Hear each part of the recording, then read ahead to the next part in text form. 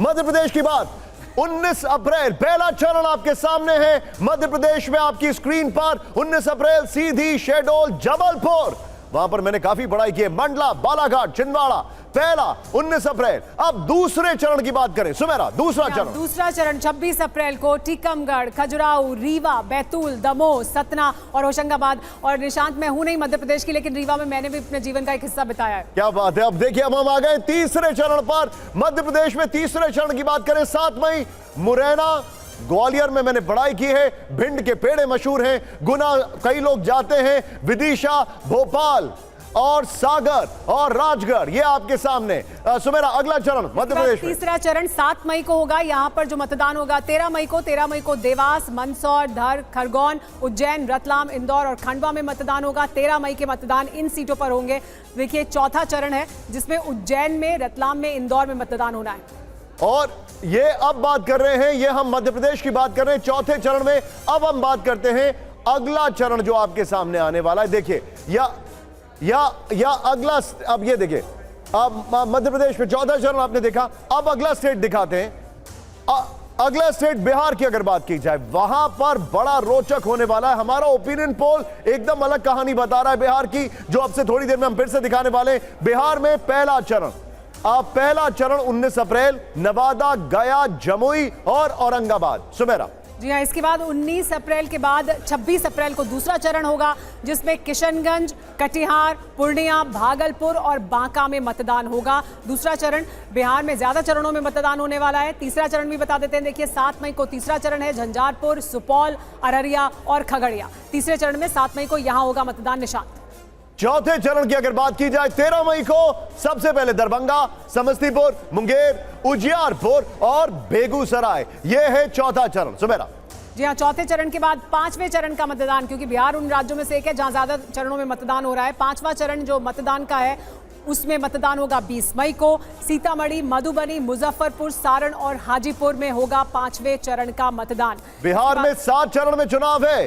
अब आप ये सोचिए कि पटना में कब होगा, वो आपको सुमेरा बताएंगे। लेकिन 25 मई को वाल्मीकि नगर, पश्चिमी चंपारण, पूर्वी चंपारण, वैशाली, सीवान, महाराजगंज, गोपालगंज और शिवहर, यह है छठा चरण बिहार में 25 मई को। जी, और इसके बाद 7वां चरण, क्योंकि उत्तर प्रदेश और बिहार, पश्चिम बंगाल जहां पर 7 चरण में मतदान हो रहा है, तो 7वें चरण का मतदान हो रहा है नालंदा में, पाटलिपुत्र में, बक्सर में, काराकट में, पटना साहिब, आरा, सासाराम और जहानाबाद। 7 चरणों में मतदान होगा बिहार में। तो बिहार, पश्चिम बंगाल और उत्तर प्रदेश, ये 3 राज्य जहां पर लॉन्ग एक्सटेंडेड मतदान होगा। 7 चरणों में मतदान होने वाला है यहाँ पर। ये स्टेट की लोकेशन है या क्या, इसमें क्या सोच के ये किया गया है? चलिए, उत्तर प्रदेश तो बहुत बड़ा राज्य है, लेकिन उत्तर प्रदेश, बिहार और बंगाल, तीनों में 7 चरणों में इसको डिवाइड किया गया है। शमुना जी, ये क्या लगता है, ये 7 फेजेस की वजह क्या होगी? बिहार और बंगाल में शायद चुनाव आयोग को लगा होगा अनरेस्ट है, क्योंकि बंगाल में जगह जगह झगड़े हो ही जाते हैं चुनाव में। ये परंपरा चली आ रही है। पहले जब टीएमसी नहीं थी तब सीपीएम के साथ झगड़ा होता था। सीपीएम और कांग्रेस में अक्सर वहाँ झगड़ा होता था, क्योंकि बीजेपी का वहाँ कोई तब अस्तित्व नहीं था।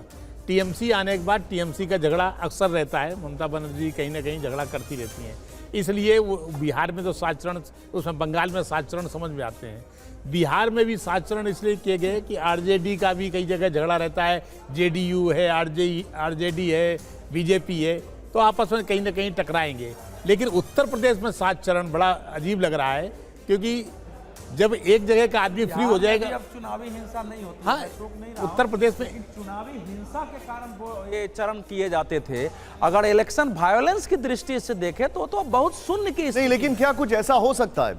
मैं बड़ा स्पेकुलेशन पूछ रहा हूं कि सिक्योरिटी फोर्सेस का मूवमेंट और जिस इलाके में वो हैं, उस सबको ध्यान में रख के इलेक्शन कमीशन ने ऐसा कुछ किया? नहीं, सुनिए, क्या है कि इलेक्शन कमीशन पुराने डाटा पर, बिहार में अनरेस्ट होता था, बूथ लूट होती थी, क्रिमिनलाइजेशन ऑफ पॉलिटिक्स था, मर्डर होते थे ज्यादा से ज्यादा, किडनैप किए जाते थे उम्मीदवारों की, वो दौर खत्म हो चुका है। अवधेश जी, कहां पुराने डेटा पर काम कर रहा है? चुनाव आयोग कह रहा है कि हम अत्याधुनिक तरीके से काम कर रहे हैं। वो तो एप्स का इस्तेमाल कर रहे हैं, ड्रोन का इस्तेमाल कर रहे हैं, मिनट मिनट में जानकारी भी देंगे, अपडेट भी करेंगे। वो तो कह रहे हैं मिथ वर्सेस फैक्ट की जानकारी भी आपको चर्चा में हिस्सा लेकर देंगे। चुनाव आयोग पहली बार ये भी करने वाला है और इस पर मैं चाहती हूं आप प्रतिक्रिया दें। उन्होंने कहा है कि लोग फेक न्यूज फैलाते हैं, मिथ वर्सेस रियलिटी, हकीकत क्या है इसमें हम सिर्फ जानकारी नहीं देंगे, हम हिस्सा बनेंगे, हम प्रोएक्टिव होंगे। तो वो तो प्रोएक्टिव है, सब कुछ तो वो देख रहे हैं, 2 साल से मेहनत कर रहे हैं, एक एक चीज उन्होंने देखी है, एक एक सीट और एक एक राज्य में वो गए हैं। तो ऐसा तो नहीं है कि उन्हें जानकारी नहीं है, सब कुछ पता है, उसके बाद भी ये फैसला। प्रक्रिया पर परिश्रम हो रहा है,